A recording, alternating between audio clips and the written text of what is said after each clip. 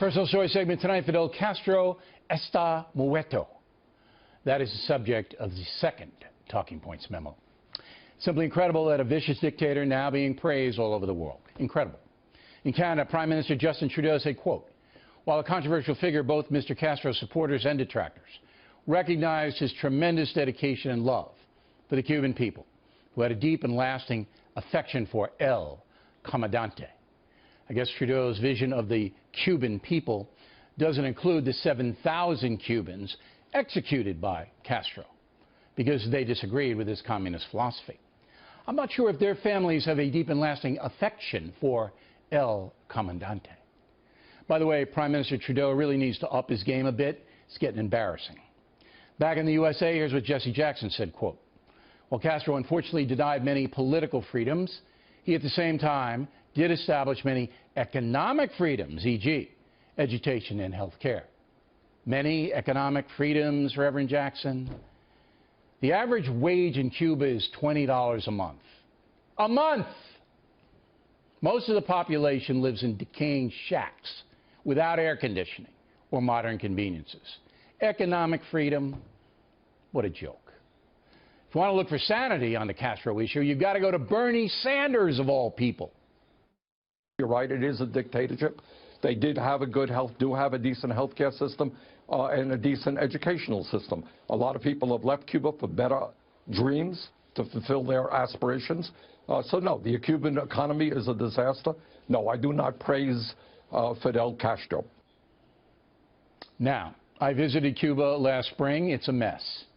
Since 1959, when Castro replaced the vile dictator Batista, it's always been a mess. The Cuban people have no freedom. It's estimated 1.5 million of them have fled the island. And the population is only 11 million to begin with, up from 7 million when the dictator seized power. But still, the left loves Fidel. They love him because he provided his people free medical care. One problem.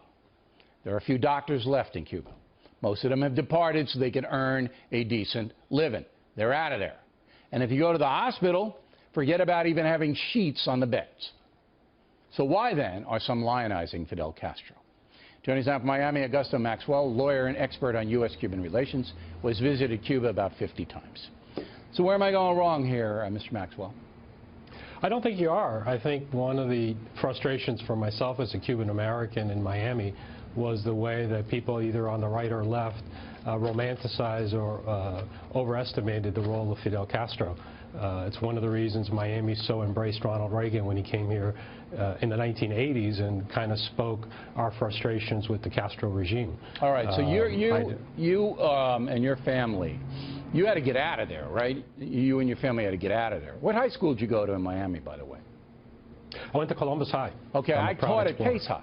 I taught high school at Pace, which is right up the Palmetto from Christopher Columbus, where you went. And you know what my Cuban students, about 60% of the school was Cuban, taught me?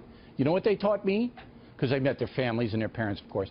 That were some of the hardest working people on earth, all right, who turned Dade County into a unbelievable economic success. And then you go 90 miles and you see decay and people sitting around and nothing works. So why then do you hear, in your opinion, these left-wingers primarily, although Sanders was honest, say that he was such a great guy? Well, because I think there's public consumption in a lot of countries that respect Fidel Castro. I think that people in Latin America and Europe have domestic constituencies that are kind of left-wing and liberal and admire Fidel. But why would a guy like Trudeau, Justin Trudeau, the Prime Minister of Canada, who I don't believe knows anything, all right, and I could be wrong, I don't know him, but based upon, you know, this guy looks like a camp counselor to me. Anyway, get my cheap shot in. Why would this guy say, oh, El Comandante, everybody loves him? Why would he do it? I have no idea. I have no idea. All right, so you never thought about, because I always went to Jesse Jackson, it's all about race with Jackson, and he somehow believes that Castro was this good race guy, which is, again, just totally insane. Castro was Stalin-light, Hitler-light, Franco-light, I'm going to rule this place. You get out of line, you go into the dungeon, or I'm going to shoot you, and that's it. Was there anything more to him?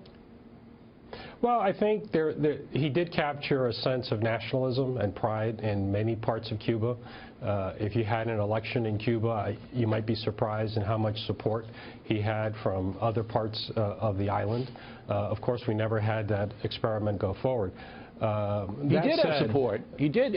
You cannot deny that even when I went in April, there are people who Viva Fidel, you know, and because do you know how much he stole from the rich and middle class? $9 billion worth of property, and the people who didn't have any property, they said, good.